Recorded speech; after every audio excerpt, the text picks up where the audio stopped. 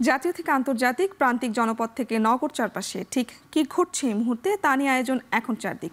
সঙ্গে আছি আমি শারমিন পুতুল। সংবিধান আদেশ জারি করে এখনই জুলাই সনদ বাস্তবায়নের পক্ষে জামায়াত, আর বিএনপি চায় নির্বাচনের দিন বা আগে সনদ বাস্তবায়নে গণভোট।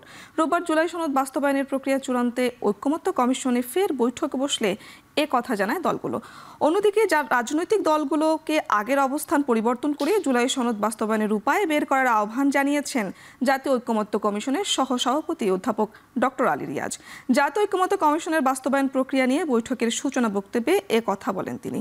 জানান, দলগুলো একমত হলে সরকারের জন্য জুলাই সনদ বাস্তবায়ন সহজ হবে। তবে দলগুলো যদি ঐকমত্যে পৌঁছতে আবারও ব্যর্থ হয়, তবে জুলাই সনদ বাস্তবায়নের উপায় নিয়ে বিশেষজ্ঞদের মতামত নেবে কমিশন।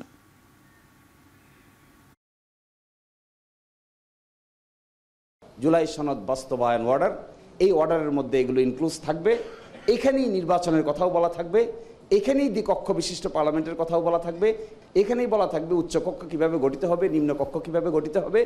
এই অর্ডারটা যে ন্যাশনাল ইলেকশন যখন হবে একই সাথে এটাকেও রেফারেন্ডামে অ্যাপ্রুভ করে নেওয়া, তাহলে that may be N easiest রাস্তা। এতে যদি আপনারা মনে করেন যে গণভোট হতে পারে, সেই গণভোটের জন্য শুধুমাত্র আরপিওতে একটা সংযোজন করতে হবে, যে সরকার গেজেট নোটিফিকেশনের মাধ্যমে যেই দিন নির্ধারণ করবে জাতীয় সংসদের দিনে অথবা অন্য কোনো দিনে, সেই হিসাবে ইলেকশন কমিশন কোনো জাতীয় প্রশ্নে রেফারেন্ডামের আয়োজন করতে পারবে। কমিশনের পক্ষ থেকে সিদ্ধান্ত নিয়েছি সেটা হচ্ছে যে কমিশন একাধিক বাস্তবায়ন প্রক্রিয়া সম্পর্কে প্রস্তাব দেবে। আপনাদের মনে আছে যে আমরা সর্বশেষ যখন মিলিত হই তখন সেটা হচ্ছে আমরা বলেছিলাম বিশেষজ্ঞদের সর্বসম্মত চূড়ান্ত অভিমত। এক অর্থে এটা ছিল আমাদের প্রত্যাশা, যেটাই বোধহয় সেই জায়গায় এসে আমরা দাঁড়াতে পারবো, কিন্তু আসলে এটা চূড়ান্ত যে হয়নি সেটা আপনারা জানেন, এবং আমাদের দিক থেকে সম্ভবত চূড়ান্ত বলা ঠিক হয়নি। এর আগে প্রধান উপদেষ্টা ডক্টর মোহাম্মদ ইউনূসের নেতৃত্বে জাতীয় ঐকমত্য কমিশনের বৈঠক অনুষ্ঠিত হয়। প্রায় ঘণ্টাব্যাপী এই বৈঠকে জুলাই সনদের বিষয়বস্তু, এর বাস্তবায়ন পদ্ধতি নিয়ে রাজনৈতিক দলগুলোর মনোভাব এবং এ বিষয়ে ঐকমত্য কমিশনের অবস্থান সম্পর্কে অবহিত করা হয়। রোববার সকালে রাষ্ট্রীয় অতিথি ভবন যমুনায় কমিশনের সভাপতি ও প্রধান উপদেষ্টার নেতৃত্বে জাতীয় ঐকমত্য কমিশনের বৈঠকটি হয়। এ সময় প্রধান উপদেষ্টা কমিশনের কাজের অগ্রগতিতে সন্তোষ প্রকাশ করেন। কমিশনের সহ সভাপতি অধ্যাপক আলী রিয়াজ বলেন, ঐকমত্য কমিশন সকল রাজনৈতিক দলের কাছ থেকে ব্যাপকভাবে সহযোগিতা পেয়েছেন। এছাড়াও গণমাধ্যমগুলো ঐকমত্য কমিশনকে অকল্পনীয় সমর্থন দিয়েছেন। কমিশন সভাপতি ও প্রধান উপদেষ্টা ডক্টর মোহাম্মদ ইউনূস কমিশনের সকল সদস্যকে ধন্যবাদ জানায়। এ সময় কমিশনের কাজের চূড়ান্ত অগ্রগতি সম্পর্কে দ্রুততম সময়ের মধ্যে তাকে জানানোর নির্দেশ দেন। শীঘ্রই জাতীয় ঐকমত্য কমিশন অন্তর্বর্তী সরকারের কাছে চূড়ান্ত প্রতিবেদন জমা দেবে বলে জানান কমিশনের সহসভাপতি অধ্যাপক আলী রিয়াজ।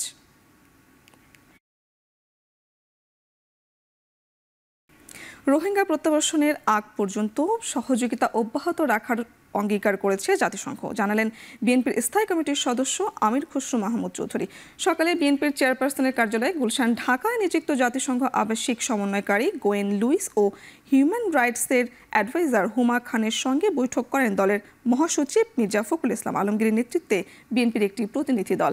সাক্ষাৎ শেষে ব্রিফিংয়ে বিএনপির স্থায়ী কমিটির সদস্য আমির খসরু মাহমুদ চৌধুরী বলেন, দেশে গণতান্ত্রিক প্রক্রিয়া ফেরত আনতে দ্রুত নির্বাচন জরুরি। স্বৈরাচারের শাসনামলে সাহসী ভূমিকা রেখেছে জাতিসংঘ। গণতন্ত্র ও মানবাধিকারের পক্ষে অবদানের জন্য জাতিসংঘকে ধন্যবাদ জানান বিএনপি। ফেব্রুয়ারির প্রথমার্ধে যে নির্বাচনের আলোচনা চলছে, এটাকে কিভাবে সফলভাবে আমরা সমাপ্তি করতে পারি সেটা আলোচনা হয়েছে।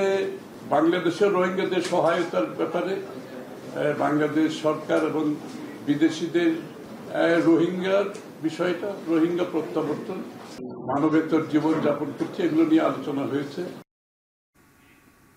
স্বৈরাচার আওয়ামী লীগের আমলে কেবল উন্নয়নের গালভরা গল্প হয়েছে, তবে শিক্ষাক্ষেত্রে কোনো উন্নয়ন হয়নি বলে মন্তব্য করেছেন বিএনপির সিনিয়র যুগ্ম মহাসচিব রুহুল কবির রিজভী। রাজধানীর গুলশানে বিএনপির চেয়ারপারসনের কার্যালয়ে আমরা বিএনপি পরিবার আয়োজিত অনুষ্ঠানে তিনি আরও বলেন, স্কুলের অবকাঠামো নিম্নমানের হলে শিক্ষার্থীরা বিজ্ঞান মনস্ক হবে না। এ সময় বিএনপির ভারপ্রাপ্ত চেয়ারম্যান তারেক রহমানের পক্ষ থেকে Islamic university of technology IUT racing car নির্মাণে শিক্ষার্থীদের সহযোগিতা দেওয়ার হয়। অনুষ্ঠানে IUT রেসিং কার নির্মাতা শিক্ষার্থীরা তাদের প্রকল্পের বিভিন্ন দিক তুলে ধরেন।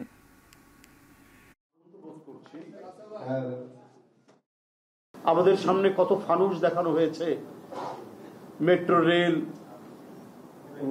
উড়াল সেতু, ফ্লাইওভার, কত গাল ভরা গল্প আমাদেরকে বলা হয়েছে।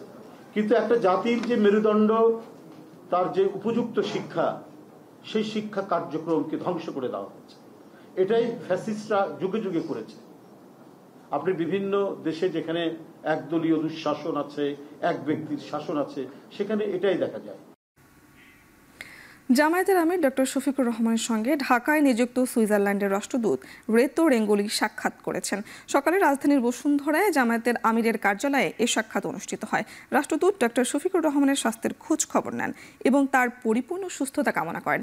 এ সময় তারা দেশের সার্বিক পরিস্থিতি, বাংলাদেশ সুইজারল্যান্ডের দ্বিপক্ষীয় সম্পর্ক, বিশেষ করে ব্যবসা বাণিজ্য ও কূটনৈতিক বিষয়ে আলোচনা করেন। ভবিষ্যতে দুই দেশের পারস্পরিক সম্পর্ক ও উন্নয়ন ধারা আরও জোরদার হবে বলে আশাবাদ ব্যক্ত করেন তারা।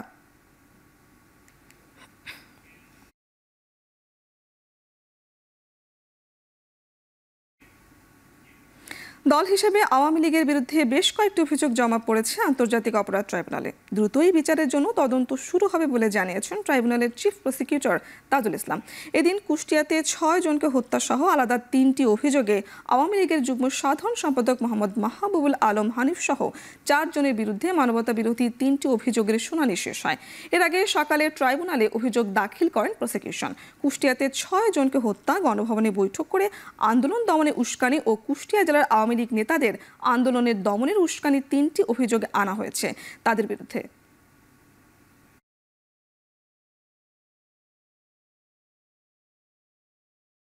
দল হিসাবে আওয়ামী লীগের বিরুদ্ধে অপরাধী সংগঠন হিসাবে তাকে বিচারের মুখোমুখি করার জন্য প্রাথমিক তদন্তের কাজটা আমরা শুরু করতে যাচ্ছি।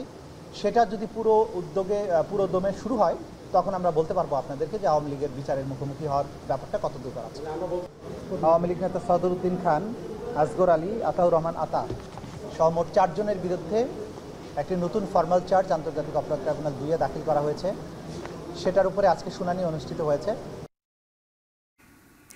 বিগত সরকারের আমলে রামপালে পাওয়ার প্ল্যান্ট জনগণের মতামত ছাড়াই হয়েছে বলে মন্তব্য করেছেন পরিবেশ উপদেষ্টা রিজওয়ানা হাসান। এ ব্যাপারে বন মন্ত্রণালয়কে চাপ দিয়ে বনভূমি ছাড়তেও বাধ্য করা হয়েছে বলেও জানান তিনি। সকালে রাজধানীর গুলশানে এক কনফারেন্সে এসব কথা বলেন তিনি। উপদেষ্টা জানান, শেষ 1 দশকে ঋণ, মূল্যস্ফীতি আর ভুল বিনিয়োগ জনগণের কাঁধে চাপিয়ে দেওয়া হয়েছিল। জনগণের সঙ্গে আলোচনা ছাড়াই বিদেশি বিনিয়োগ আশায় দেশের নিরাপত্তা, পরিবেশ, বন সবকিছুই অনিশ্চয়তার মধ্যে পড়েছে। তিনি আরও বলেন, দেশে অবশ্যই বিদ্যুৎ প্রয়োজন, তবে পরিবেশকে ধ্বংস করে নয়। বিদেশি বিনিয়োগের ক্ষেত্রেও জনগণের চাওয়া এবং চাহিদার মূল্য দেওয়া উচিত। বিদেশি বিনিয়োগ তখনই টেকসই হয় যখন তা জনগণের অংশগ্রহণ, স্বচ্ছতা এবং দায়বদ্ধতার সঙ্গে মিলে যায়।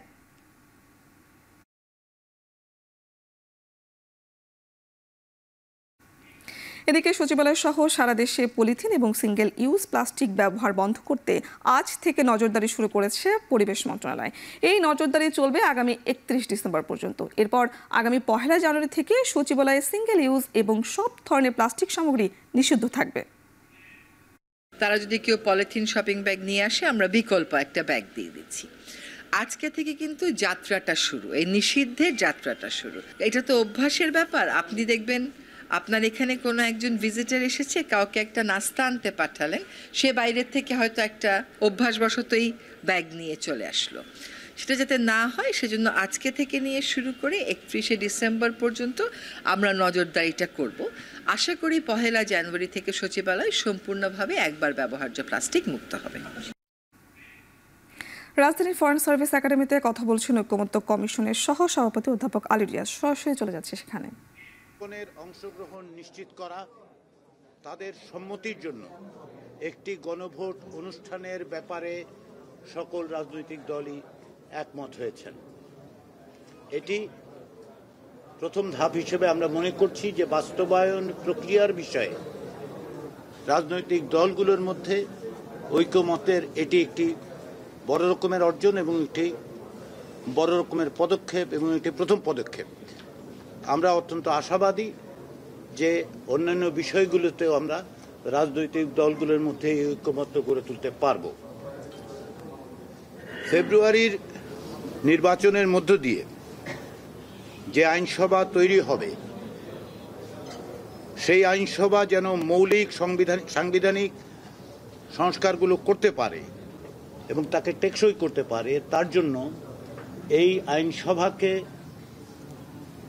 এমনভাবে চিহ্নিত করা দরকার বা আলাদা বৈশিষ্ট্য দেওয়া দরকার যাতে করে এই সংস্কারগুলোকে যারা জুলাই সনদের ভিত্তিতে যে সমস্ত সংশোধন, সংযোজন, বিয়োজন, পরিবর্ধন, পরিমার্জন হবে সেগুলো যেন টেকসই হয়। এই ব্যাপারেও রাজনৈতিক দলগুলোর মধ্যে কার্যত একটি ঐকমত্য হয়েছে এবং আমরা আশা করছি এর বিস্তারিত বিষয়গুলো আমরা আগামী দিনের বৈঠকগুলোতে অর্জন করতে পারব। ইতিপূর্বে বিদ্যমান সংবিধানের 106 অনুচ্ছেদের মাধ্যমে সুপ্রিম কোর্টের মতামত নেওয়ার জন্য বিভিন্ন রাজনৈতিক দলের পক্ষ থেকে বলা হয়েছিল। এখন অধিকাংশ দলই এই রকম মত দিচ্ছেন যে 106 অনুচ্ছেদের আওতায় সুপ্রিম কোর্টের মতামত নেওয়াটার প্রয়োজন নাও হতে পারে। এই প্রসঙ্গে আমি আজকে প্রত্যেকটি রাজনৈতিক দলকে আন্তরিক ধন্যবাদ জানাতে চাই, এই কারণে যে দলগত অবস্থান থেকে অনেকেই অনেকটা সরে এসে জাতীয় ঐকমত্য তৈরি, বিশেষ করে জুলাই জাতীয় সনদ বাস্তবায়নের ক্ষেত্রে যেন সুনির্দিষ্ট পদক্ষেপ নেওয়া যায় তার জন্য তারা সচেষ্ট হয়েছেন এবং বড় ধরনের অগ্রগতি অর্জন করেছেন। তারা তাদের দলীয় অবস্থান থেকে সরে আসছেন, সকলের প্রতি সহিষ্ণু থেকে সহনশীলতা প্রদর্শন করে অন্যদের মতের প্রতি শ্রদ্ধাশীল থেকে একটি জায়গায় আসবার চেষ্টা হচ্ছে। তার মধ্যে আজকে আমরা এই বড় অর্জনটি করতে পেরেছি। এই জন্য আমি রাজনৈতিক দলগুলোকে আন্তরিকভাবে ধন্যবাদ জানাই। আমি মনে করি যে তাদের এই প্রচেষ্টার মধ্যে দিয়ে আমরা খুব শিগগিরই সুনির্দিষ্টভাবে বাস্তবায়ন প্রক্রিয়া সম্পর্কে সুপারিশ তৈরি করে সরকারের কাছে দিতে পারব। আজকে সকালে জাতীয় ঐকমত্য কমিশনের প্রধান এবং মাননীয় প্রধান উপদেষ্টা অধ্যাপক ইউনূসের সঙ্গে আমরা দেখা করেছি, তাকে সামগ্রিক অগ্রগতি বিষয়ে অবহিত করেছি। তিনি আমাদের তাগিদ দিয়েছেন যেন আমরা দ্রুততার সঙ্গে রাজনৈতিক দলগুলোর সাথে আলোচনার অগ্রগতি অর্জন করে সুপারিশ তাদের কাছে দিতে পারি, সরকারের কাছে দিতে পারি। আমরা বলেছি কমিশনের পক্ষ থেকে রাজনৈতিক দলগুলোর যে সহযোগিতা পাওয়া যাচ্ছে আমি করতে পারবো। এক্ষেত্রে আমরা সুস্পষ্টভাবে মাননীয় প্রধান উপদেষ্টাকে বলেছি যে আমরা 15ই অক্টোবরের পর কমিশনের কার্যক্রম অব্যাহত রাখার কোনো প্রয়োজন আছে বলে মনে হচ্ছে না। আমরা ইতিমধ্যেই ওই জায়গায় উপস্থিত হতে পারব।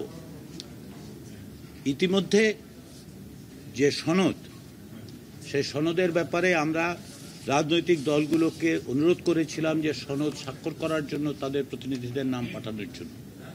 যে 30টি রাজনৈতিক দলের সঙ্গে আমরা আলাপ আলোচনা অব্যাহত রেখেছি, তাদের 3/4 দলের কাছ থেকেই আমরা তাদের প্রতিনিধিদের নাম পেয়েছি যারা এতে দলের পক্ষ থেকে স্বাক্ষর করবেন।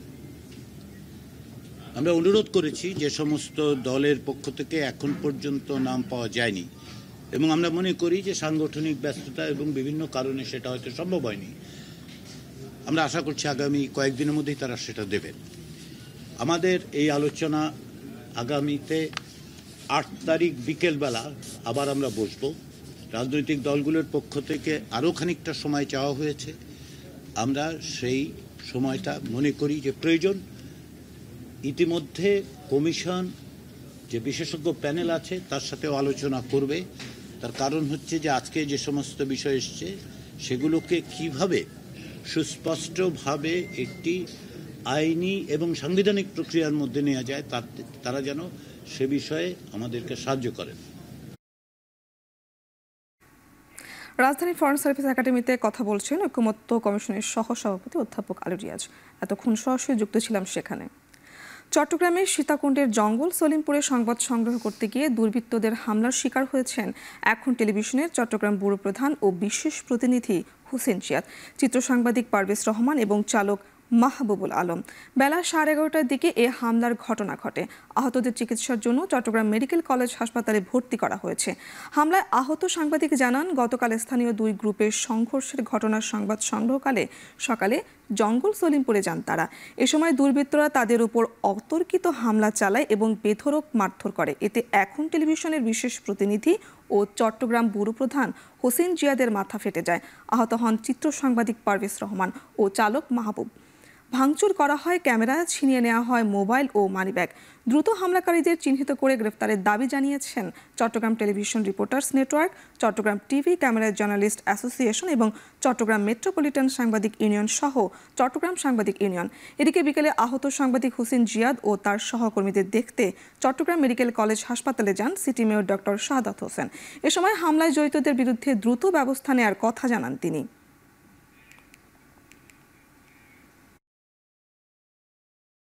গতকাল তো সেখানে একটি গণপিটুনির ঘটনা ঘটে, একজন নিহত হয়।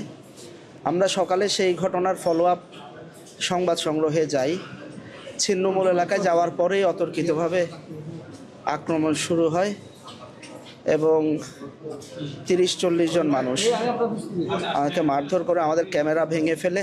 50 জনের অধিক লোক ওরা আমাদেরকে দৌড়ায় এখানে মারছে। মারার পরে আমাদের ব্যুরো ইনচার্জ জিয়াদ ভাই, ওনার মাথা ফেটে গেছে গা, আর আমাকে আমার বডিতে প্রচুর মারধর করছে ওরা। যেসব সন্ত্রাসীদের নাম আসছে, অবশ্যই অনতিবিলম্বে সব সন্ত্রাসীদের আইনের আওতায় এনে সর্বোচ্চ শাস্তির বিধান তাদের বিরুদ্ধে করতে হবে। চট্টগ্রামে এখন টেলিভিশনের ব্যুরো প্রধান ও বিশেষ প্রতিনিধি হোসেন জিয়াদ ও চিত্র সাংবাদিক পারভেজ রহমান এবং চালক মাহবুবুল আলমের ওপর হামলার ঘটনায় চট্টগ্রাম ও ফেনীতে মানববন্ধন ও প্রতিবাদ সমাবেশ অনুষ্ঠিত হয়েছে। এ সময় জড়িতদের গ্রেফতারে 24 ঘন্টার আলটিমেটাম দিয়েছে চট্টগ্রামে কর্মরত সাংবাদিকরা। বিকেলে চট্টগ্রাম প্রেস ক্লাবের সামনে প্রতিবাদ সমাবেশ করে চট্টগ্রাম টেলিভিশন রিপোর্টার্স নেটওয়ার্ক ও চট্টগ্রাম সাংবাদিক ইউনিয়ন সহ বেশ কয়েকটি সংগঠন। এ সময় এখন টেলিভিশনের ব্যুরো প্রধান ও বিশেষ প্রতিনিধি হোসেন জিয়াদ, চিত্র সাংবাদিক পারভেজ রহমান ও চালক মাহবুবুল আলমের ওপর হামলার প্রতিবাদ জানানো হয়। একই সঙ্গে জড়িতদের গ্রেফতারে 24 ঘন্টার আলটিমেটাম দেন তারা। এছাড়া ফেনীতে মানববন্ধন করেন ইলেকট্রনিক, প্রিন্ট ও অনলাইন পোর্টালে কর্মরত সাংবাদিকরা। এ সময় অবিলম্বে হামলায় জড়িতদের দ্রুত গ্রেফতার করে দৃষ্টান্তমূলক শাস্তির দাবি জানান বক্তারা।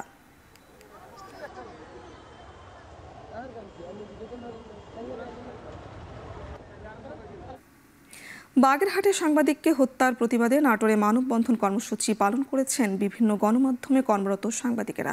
দুপুরে শহরের কানাইখালী পুরাতন বাস টার্মিনাল এলাকায় এই মানববন্ধন কর্মসূচি পালিত হয়। গত 3রা অক্টোবর বাগেরহাট শহরের হাড়িখালী এলাকায় দৈনিক ভোরের চেতনা পত্রিকার সাংবাদিক SM হায়াতুদ্দিনকে কুপিয়ে হত্যা করে দুর্বৃত্তরা। এই ঘটনা গণমাধ্যমের স্বাধীনতার জন্য হুমকি বলে মন্তব্য করেন মানববন্ধনে অংশগ্রহণকারীরা। সাংবাদিক হত্যাকাণ্ডের বিচার বিভাগীয় তদন্তের দাবি জানানোর পাশাপাশি সাংবাদিকদের নিরাপত্তা নিশ্চিতে কার্যকর পদক্ষেপ গ্রহণের দাবি জানান তারা। মানববন্ধনে নাটোরে বিভিন্ন প্রিন্ট, অনলাইন ও ইলেকট্রনিক মিডিয়ার সাংবাদিকরা অংশ নেন।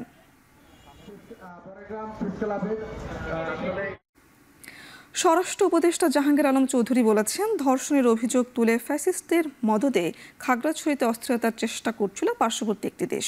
সকালে সচিবালয় আইনশৃঙ্খলা সংক্রান্ত কোর কমিটির বৈঠক শেষে তিনি আরও জানান, 793টি পূজা মণ্ডপে অসুরের মুখে দাড়ি লাগিয়ে সাম্প্রতিক চেতনা সম্প্রীতি নষ্টেরও চেষ্টা হয়েছিল।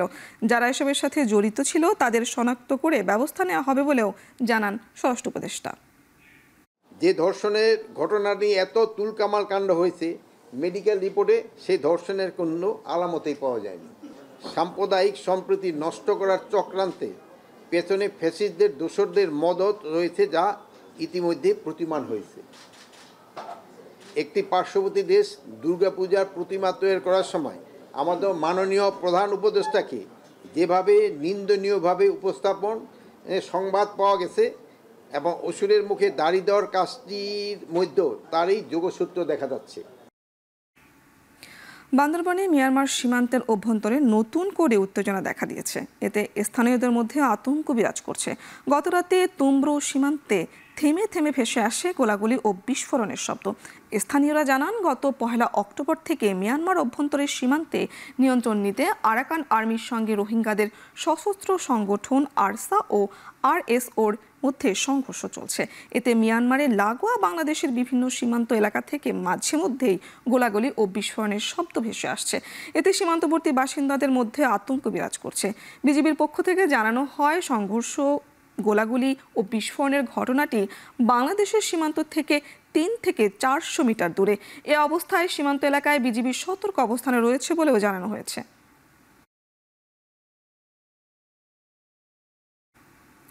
কক্সবাজারের টেকনাফে মানব পাচার চক্রের 6 সদস্যকে আটক করেছে বিজিবি। টেকনাফের শহরপীরের দ্বীপের মিস্ত্রিপাড়া এলাকায় অভিযান চালিয়ে তাদের আটক করা হয়। এতে মানব পাচারের বড় একটি চেষ্টা নস্যাৎ হয়েছে বলে দাবি করেছে বিজিবি। কক্সবাজার 2 বিজিবির অধিনায়ক লেফটেন্যান্ট কর্নেল আশিকুর রহমান জানান, আটককৃতরা দীর্ঘদিন ধরে মিয়ানমার থেকে অবৈধভাবে মানুষ পাচারে জড়িত ছিল। পাচারকারীরা বিদেশি নাগরিকদের স্থানীয় শামসুন নাহারের বাড়িতে লুকিয়ে রেখে পরবর্তীতে বিভিন্ন ক্যাম্পে সরিয়ে নেওয়ার প্রস্তুতি নিচ্ছিলেন। গোপন সংবাদের ভিত্তিতে অভিযান চালিয়ে শামসুন নাহার সহ 6 জনকে আটক করা হয়। অভিযানের সময় 2 পাচারকারী পালিয়ে যায়। আটক ব্যক্তিরা প্রাথমিক জিজ্ঞাসাবাদে পাচারের সঙ্গে নিজেদের সম্পৃক্ততার কথা স্বীকার করেছে বলে জানিয়েছে বিজিবি। তাদের বিরুদ্ধে আইনানুগ ব্যবস্থা প্রক্রিয়াধীন রয়েছে। ছুটির পর প্রথম দিন থেকে জমে উঠেছে চট্টগ্রাম বিশ্ববিদ্যালয়ের কেন্দ্রীয় ছাত্র সংসদ চাকসু নির্বাচনের প্রচারণা। সকাল থেকেই প্রার্থীরা বিভিন্ন অনুষদে প্রচারণায় ছুটছেন এক অনুষদ থেকে অন্য অনুষদে। লিফলেট বিতরণ, কুশল বিনিময় আর নানান আশ্বাসে ভোটারদের মন জয়ের চেষ্টা প্রার্থীদের। প্রচারণায় ভালো সাড়া পাচ্ছেন বলে জানান সব প্রার্থীরা। একই সাথে সুষ্ঠু নির্বাচনী পরিবেশ বজায় রাখতে নির্বাচন কমিশনের প্রতি আহ্বান জানান তারা। এদিকে দুপুরে প্রার্থী ও ভোটারদের সাথে মতবিনিময় সভায় ব্যবসা প্রশাসন অনুষদে সভা করেছেন নির্বাচন কমিশন।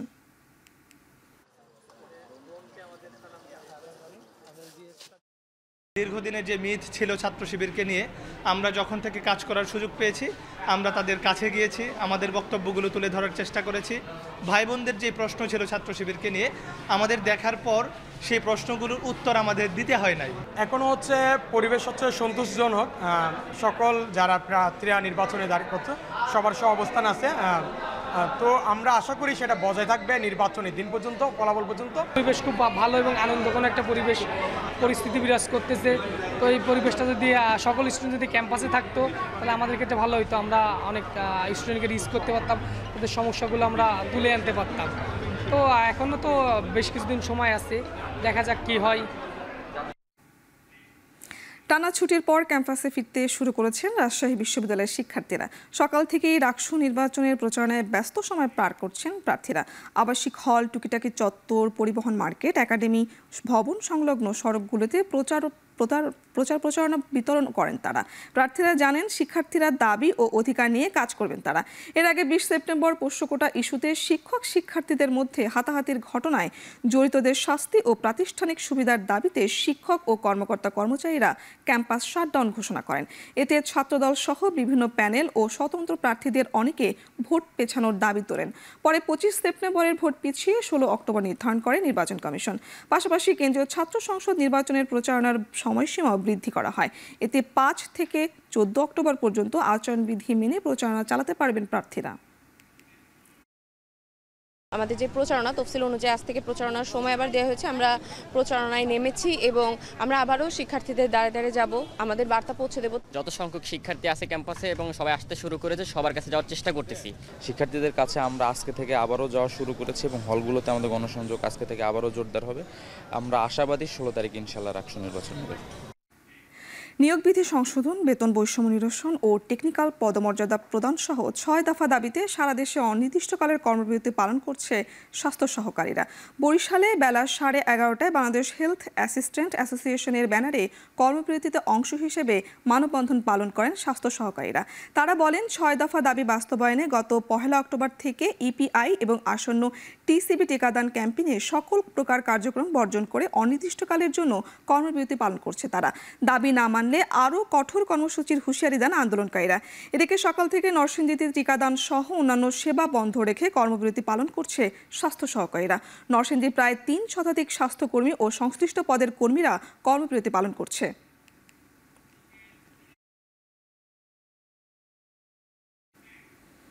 মাইলিশ রক্ষায় সরকারি নিষেধাজ্ঞা বাস্তবায়নে ঝালকাঠির সুগন্ধা ও বিষখালী নদীতে অভিযান পরিচালনা করছে প্রশাসন ও মৎস্য বিভাগ।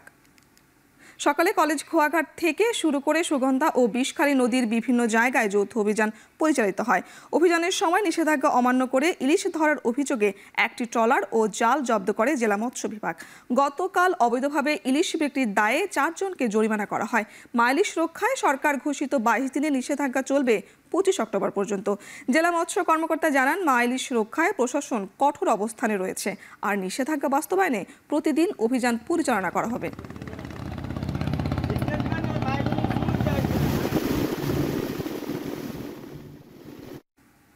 শিক্ষাগত পেশা মিলিত প্রচেষ্টার দীপ্তি প্রতিপাদ্যে সারা বিশ্বের সঙ্গে বাংলাদেশেও পালিত হচ্ছে বিশ্ব শিক্ষক দিবস। দিনটি উপলক্ষে র্যালি, আলোচনা সভা সহ বিভিন্ন শিক্ষা প্রতিষ্ঠানে পালিত হচ্ছে দিনব্যাপী কর্মসূচি। মানিকগঞ্জের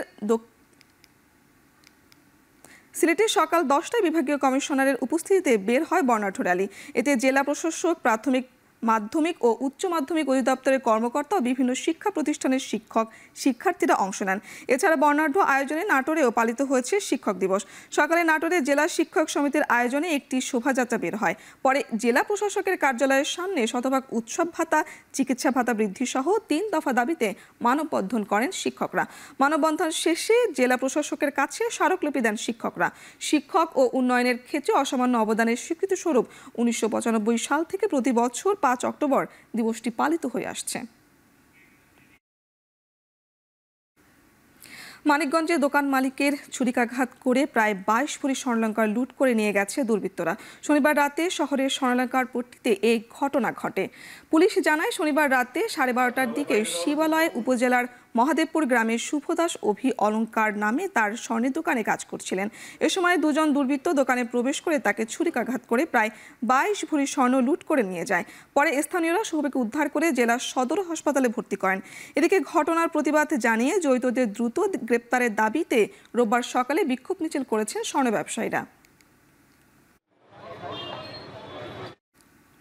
বরিশালের মোলাদিতে স্ত্রীকে হত্যা করে মরদেহ গুমের অভিযোগে স্বামীকে মৃত্যুদণ্ডের আদেশ দিয়েছে বরিশাল নারী ও শিশু দমন ট্রাইব্যুনাল।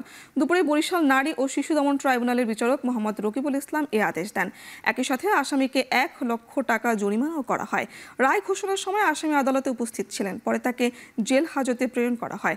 রাষ্ট্রপক্ষের আইনজীবী অ্যাডভোকেট মোহাম্মদ মোখলেসুর রহমান বাচ্চু জানান, মৃত্যুদণ্ডপ্রাপ্ত আসামি সোহরাব হোসেন আকুনকে যৌতুকের টাকার জন্য তার দ্বিতীয় স্ত্রী এলমা আক্তার লিমাকে হত্যা করত। 2013 সালে লিমাকে গলা টিপে হত্যা করে লাশ গুম করে। এ ঘটনায় মোলাদি থানার দায়ের করা মামলায় করা হয়। আদালত 11 জনের সাক্ষ্য গ্রহণ শেষে এ রায় প্রদান করে।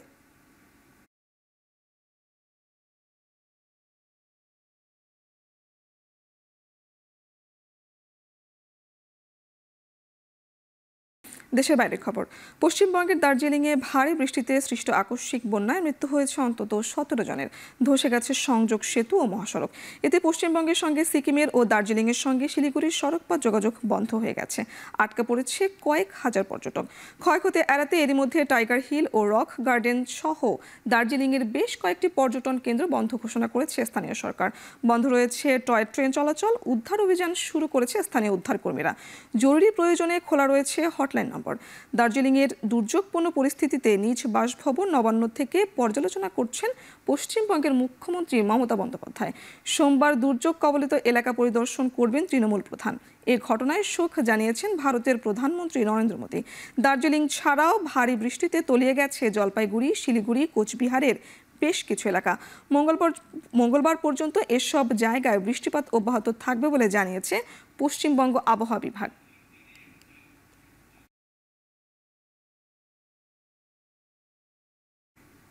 নেপালে ভারী বৃষ্টিপাতের কারণে সৃষ্ট আকস্মিক বন্যা ও ভূমিধসে নিহতের সংখ্যা বেড়ে দাঁড়িয়েছে 47।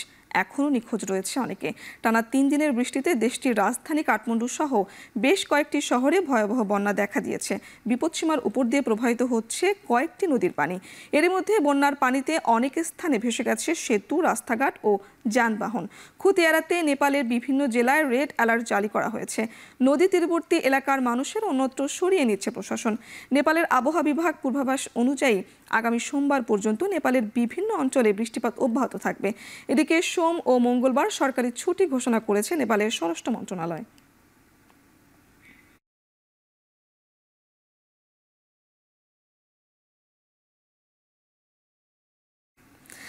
গাজায় হামলা বন্ধে ট্রাম্পের আহ্বানে ইতিবাচক সাড়া দিলেও শনিবার উপত্যকাটির বিভিন্ন প্রান্তে অভিযান চালিয়ে প্রায় ৭০ জনকে হত্যা করেছে ইসরায়েলি সেনারা। এর মধ্যে শুধু গাজা সিটিতেই প্রাণ গেছে ৪৫ জনের। এদিকে ট্রাম্পের শান্তি প্রস্তাবে হামাস আংশিকভাবে সম্মত হওয়ার পর জাতির উদ্দেশ্যে ভাষণ দিয়েছেন ইসরায়েলি প্রধানমন্ত্রী। এ সময় আগামী কয়েকদিনের মধ্যে সব জিম্মিরা ফিরে আসবে বলে প্রত্যাশার কথা জানান নেতানিয়াহু। একই বক্তব্যের পর সামাজিক মাধ্যম ট্রুথ সোশ্যালে তেল আবিবের অনুষ্ঠিত বিক্ষোভের ছবি প্রকাশ করেছেন মার্কিন প্রেসিডেন্ট। গাজায় যুদ্ধ শুরুর পর থেকে জিম্মিদের ফিরিয়ে আনার দাবিতে নিয়মিত বিক্ষোভ করে আসছেন ইসরায়েলিরা। এছাড়া আলাদা একটি পোস্টে ট্রাম্প দাবি করেছেন প্রাথমিকভাবে গাজার নির্দিষ্ট সীমানা থেকে সেনা প্রত্যাহারের প্রস্তাব মেনে নিয়েছে ইসরায়েল।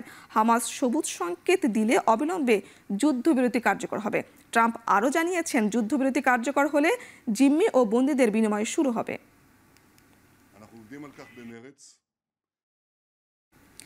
গাজা স্থলভাগে সেনা উপস্থিতি ও সব জিম্মিদের মুক্তির বিষয়ে সোমবার মিশরের কায়রোতে বৈঠক করবে ইসরায়েল ও হামাসের প্রতিনিধি দল।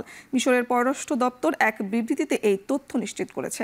বিবৃতিতে বলা হচ্ছে ভ্রাতৃপ্রতিম রাষ্ট্র ফিলিস্তিনে চলমান সংঘাত বন্ধে এই আলোচনা ভূমিকা রাখবে। হামাস ও ইসরায়েলের মধ্যে সমঝোতা আলোচনার অংশ হিসেবে এই বৈঠক আয়োজন করা হচ্ছে বলেও জানিয়েছে মিশর। বৈঠকে ইসরায়েলি দলের প্রতিনিধিত্ব করবেন দেশটির কৌশলগত মন্ত্রী ডন ডারমার। মধ্যপ্রাচ্য ভিত্তিক গণমাধ্যমগুলো দাবি করছে স্থানীয় সময় সোমবার সন্ধ্যা থেকে শুরু করে ইহুদিদের সুকোট উৎসব। এই শুরুর আগেই জিম্মিদের মুক্তির বিষয়ে ইসরায়েলিদের সুখবর দিতে চান বেনয়ামিন নেতানিয়াহু। এদিকে মিশরে এই বৈঠক ছাড়াও অনুষ্ঠিত হবে ইন্ট্রো প্যালেস্টিয়ান ডায়ালগ শীর্ষক একটি কনফারেন্স। আয়োজনে ট্রাম্পের প্রতিনিধিত্ব করবেন যুক্তরাষ্ট্রের মধ্যপ্রাচ্য বিষয়ক বিশেষ প্রতিনিধি স্টিভ উইটকফ এবং তার জামাতা।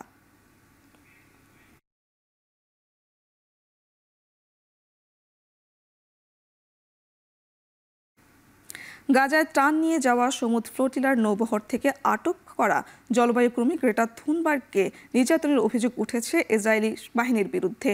ইসরায়েলের বন্দিদশা থেকে মুক্ত হয়ে তুরস্কে ফেরার পর এ অভিযোগ করেন এই নৌবহরের অংশ নেওয়া কয়েকজন আন্তর্জাতিক অধিকার কর্মী। তারা বলেন গ্রেটা থুনবার্গকে মাটির উপর দিয়ে টেনে হিঁচড়ে নিয়ে যাওয়া হয়, তাকে ইসরায়েলি পতাকায় চুমু খেতে বাধ্য করা হয়েছে।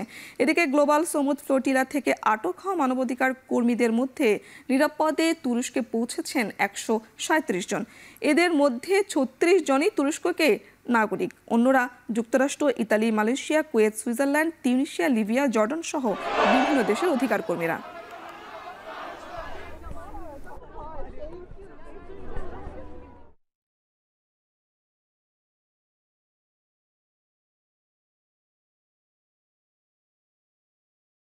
এবার খেলা প্রসঙ্গ। অবশেষে জল্পনা কল্পনার অবসান ঘটিয়ে যথাসময়ে হবে বিসিবি নির্বাচন, আর এতে অংশ নিতে পারবে অভিযুক্ত 15টি ক্লাবও। রোববার চেম্বার আদালত এই আদেশ দেন। এছাড়াও অ্যাডহক কমিটির থেকে কাউন্সিলর চেয়ে বিসিবি সভাপতির পাঠানো চিঠিও বৈধ বলে রায় দিয়েছেন আদালত। বিসিবি নির্বাচন ঘিরে বেশ কিছুদিন ধরেই উত্তাল দেশের ক্রিকেট। এরই মধ্যে দুদকের তদন্তে নাম আসা 15টি ক্লাবেরও নির্বাচনে অংশগ্রহণের বিরুদ্ধে হাইকোর্টে রিট করেন বিসিবির সাবেক সভাপতি ও পরিচালক পদপ্রার্থী ফারুক আহমেদ। পরে হাইকোর্ট ক্লাবগুলোর নির্বাচনে অংশগ্রহণের নিষেধাজ্ঞা জারি করেন। এছাড়াও অ্যাডহক কমিটির থেকে কাউন্সিলর পাঠাতে জেলা ও বিভাগীয় ক্রীড়া সংস্থাগুলোকে চিঠি পাঠান বর্তমান সভাপতি আমিনুল ইসলাম বুলবুল, যেটিকে স্বেচ্ছাচারিতা ও নোংরামি বলে মন্তব্য করেন তামিম ইকবালরা। ক্লাবগুলোর নির্বাচন অংশ নেয় নিষেধাজ্ঞা ও অ্যাডহক কমিটি থেকে কাউন্সিলর চাওয়াকে কেন্দ্র করে একে একে মনোনয়ন প্রত্যাহার করেন 17 পরিচালক পদপ্রার্থী। তবে চূড়ান্ত রায়ে ক্লাবগুলো নির্বাচনে অংশগ্রহণের সুযোগ পাচ্ছে।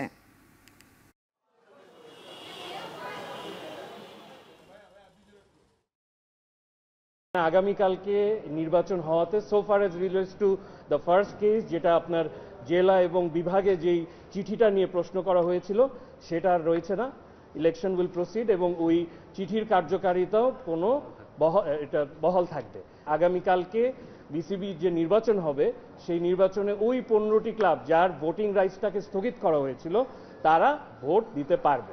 চূড়ান্ত নিষ্পত্তি হাইকোর্টে চূড়ান্ত নিষ্পত্তি না হওয়া পর্যন্ত তারা পরবর্তী নির্বাচনের কার্যক্রম স্থগিত করবেন বলে আমি প্রত্যাশা করি। কারণ তা না হলে পরবর্তীতে এই মামলা, যে সমস্ত মামলাগুলো হাইকোর্টে এখন চূড়ান্ত নিষ্পত্তির অপেক্ষায় রয়েছে, সেগুলো নিষ্পত্তি যে পক্ষেই যাক না কেন এই নির্বাচন প্রশ্নবিদ্ধ হবে। ক্রিকেট বোর্ড যেটা গঠন করা হবে সেটা প্রশ্নবিদ্ধ হবে। আমরা চাই না বাংলাদেশের মানুষের প্রাণপ্রিয় খেলা এই ক্রিকেট এবং ক্রিকেট বোর্ডের গঠন, তার নির্বাচন নিয়ে কেউ কোনো প্রশ্ন তুলুক। এই ছিল এখন চারদিকে। ধন্যবাদ সবাইকে।